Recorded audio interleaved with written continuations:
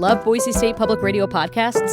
They are free to enjoy, but not free to produce. If you can give, your support helps keep shows like Idaho Matters and Scandalize available to everyone. Donate now at boisestatepublicradio.org. From the studios of Boise State Public Radio News, I'm Gemma Gaudette. More Idaho Matters right now. So what can hope and resilience teach us about good mental health? And how can we incorporate this into our daily lives as we live in a world that often seems unpredictable and quite challenging? Well, next week, Boise State Public Radio will be holding a panel discussion where we will take a deep dive into this topic. But before that, we wanted to take some time to talk with our panelists. So here today is Dr. Sophia Godkin. She's a psychologist and a happiness and relationship coach, and she will be one of our panelists on Tuesday. Sophia, really nice to have you on the program. Hi, Gemma. It's so good to be here with you. So before we dig into all of this, can you tell us a little bit about yourself and what drew you to this kind of work? Yes, thank you for that question, Gemma. I think like most people on Earth, I grew up as a young person that, thought the most of the world, experienced a lot of joy as a child. And the older I got, the more difficult I found it to be to, feel genuinely happy. And so my interest in the topic of happiness, my pursuit of a career in psychology really began as a personal pursuit when I realized that this thing that we call happiness was not necessarily something that's handed to you, and it's not permanent. It's something that we need to learn how to feel and how to achieve in life. And so, that led me to doing what I do today, which is helping people one-on-one in group environments to learn the skills of happiness. So can we dig into happiness a little bit more? We had the other two panelists on earlier this week, and we talked about the fact that, happiness is an emotion, right? So we can't be happy all of the time because it's an emotion, just like you're not angry all the time. You're not sad all of the time, right? Mm. So how would you define happiness? Like what, in your work, what does that mean? What does that look like? Yeah, such a good question, Gemma, because I think, the word gets thrown around a lot. And for me personally, it's evolved so much over time. Happiness to me is really contentment. And what I mean by contentment is this state of being satisfied with life. So being satisfied with life, regardless of the circumstances, regardless of the external conditions that you find yourself in. And that's why I called it a skill, because you can feel content regardless of the external conditions of your life. And so it's quite different than, fleeting pleasures or intense moments of joy. Instead, it's really connected to this deep sense of well-being and acceptance of life as it is. That's very much how I define it as well, is that, are you content, right? Because even in those moments where I'm angry, my kids have ticked me off, right? Things aren't going my way. And I might be in all my feels. I still am content in my life. I recognize how lucky I am. I am grateful for what I have, but that doesn't mean that I'm always happy. And is that something that you run into when you are teaching this kind of work? Is that in some ways I don't want to say we've been sold a bill of goods, but we've been sold this idea that we're supposed to be happy all the time.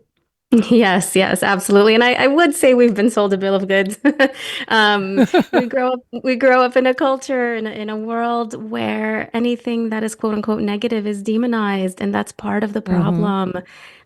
Because we demonize those things, we don't learn how to navigate them. We don't learn how to manage them.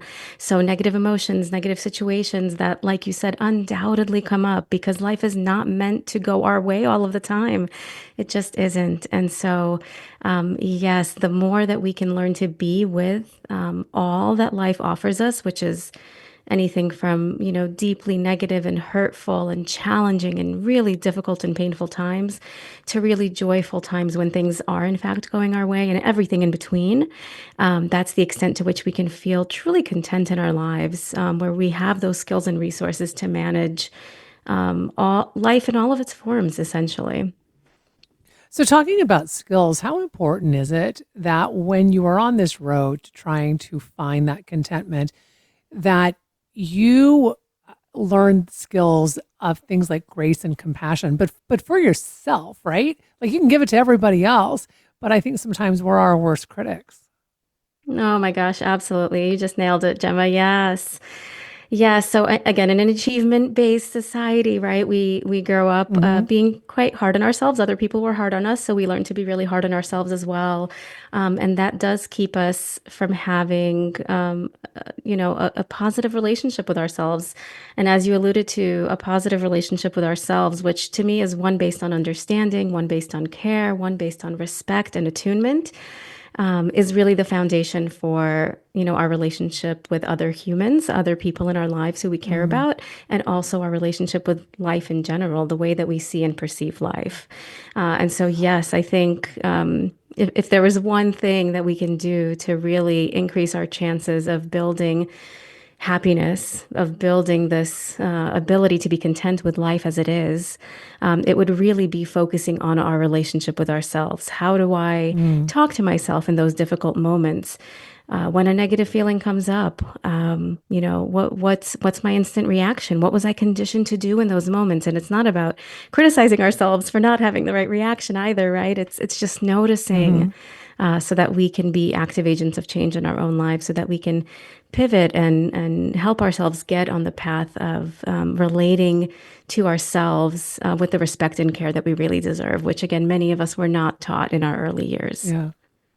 Well, what about failure? And what I mean by this is, I think so many of us are because of this, society we live in.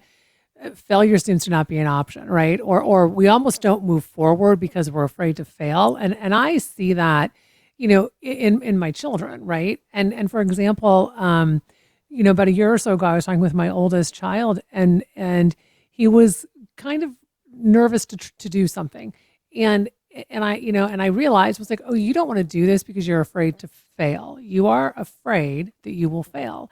And I remember looking at him and I said, "So okay, so what's the worst thing they can tell you? No."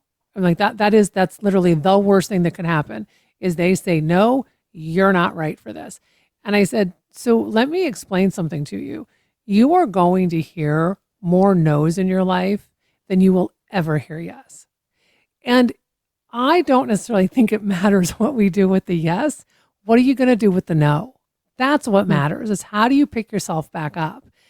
And so I'm just curious how you would say that goes, hand in hand with giving yourself compassion, giving yourself grace, giving yourself the license to, quote unquote, fail at something. Mm. Yeah, thank you for sharing your personal experience, Jem. I think it's one that many people can relate to, either in themselves or their children or other people in their lives. Um, and yeah, so this is another place where we kind of got it all wrong, right? We think that we need to be perfect. We think Yeah. that we need to, kind of have this linear experience of life where we're always getting better and things are increasingly going our way, but it's not about that at all, right? It's not about that at all. It's about trying and getting up and exploring our strengths, figuring out what we're good at, figuring out how that evolves over time as we age and as we evolve. And many of us don't get the chance to do that because we believe that failure, is kind of the end of the world. It's to be avoided at all costs, and we don't even give ourselves the chance to try. And Mm, I think we miss out on a lot of life when we do that. So I think a lot of, kind of retraining ourselves, retraining the way our mind looks at the world, and of course, helping our children, other people in our lives to do the same is really, thinking about what does it mean to fail? Like what does that experience really mean when you get the no? It actually does mm-hmm, not mean at all that you're bad. It does not mean that something is wrong with you. All it means is that the situation that you hoped would be a good fit for you actually ended up not being a good fit for you. And it might mm-hmm, be, a boyfriend or a girlfriend kind of, breakup situation. It could be a divorce. mm-hmm, It could be getting a no from a job that you wanted. It doesn't actually mean something inherently bad about you. And again, part of this understanding, or building this understanding, is learning to be with the feelings that come up when you hear the no. If no feelings Yeah. came up when we heard the no, it would be easy breezy, like we could be with it. But there are lots of emotions that come up at that moment, and we don't know what to do with them. And so that inner criticism and inner bullying begins. But if we could be with those feelings, if we can notice just how uncomfortable it is to hear that no, and be with it, meaning, not kind of avoid it or dismiss it or try to run away from it or try to eat or sleep or drink our way through it. There's actually a lot of wisdom on the other side, as you mentioned. We can learn from failure. We can see that it is not the end of the road. It is actually very much the middle of the road where, one door closes and another door opens. And if we reflect, on our lives, we'll probably see that that's actually how it's gone. Anytime we got a no, there was in fact a yes waiting around the corner, and that corner might have come the following week, or it might have come the following year, but I bet it came. My dad always said to me when if I quote failed at something, he just looked at me and he goes, "It just means there's something else out there for you." And it was so simple, but Mm. I have walked with that perspective in my life, right? And so with that said, I have about 1 minute left with you. How important is it to have those human connections, right? I mean, even something like my dad saying that to me, even though he's passed away, I still have that connection. Mm. Yes.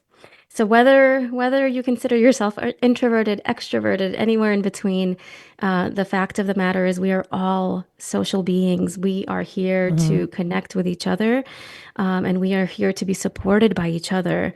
And contentment is a much easier road when we have those close connections that have those qualities of support that we've been talking about, kind of building internally, but that it also exists for us externally. So when you have someone in your life, for example, who can understand you, who can let you be who you are, and laugh at those quote unquote failures with you, that makes life a more joyful experience. So our social Well, connections are everything, and it's not just how many, but it's again, how, to what extent do they have those qualities that we really need mm. to feel good from the inside out? How supported do we feel? How heard do we feel? And how authentic can we be in those people's presence? So social well, I connection is want to thank everything. Mhm. Well, and I want to thank you so much, Sophia, for this time. I'm so looking forward to our conversation on Tuesday. We've been talking with Dr. Sophia Godkin. She's a psychologist and a happiness and relationship coach. She will be one of our featured panelists next Tuesday, January 21st, from 6 to 8 p.m. at the Idaho State Museum in Boise, as we discuss happiness and resilience. We'll put more information on our website, boisestatepublicradio.org. This is the Idaho Matters podcast. I'm Gemma Gaudette. If you like podcasts like this, explore more from the Boise State Public Radio podcast family. There you'll find a mix of daily news, Idaho voices, and in-depth series on a wide range of topics. I'm talking wild horses, political scandals, sustainable ranching, and militia groups in a post-January 6th world. Wherever you get your podcasts, just search Boise State Public Radio to find what Idaho's NPR station has in store for you.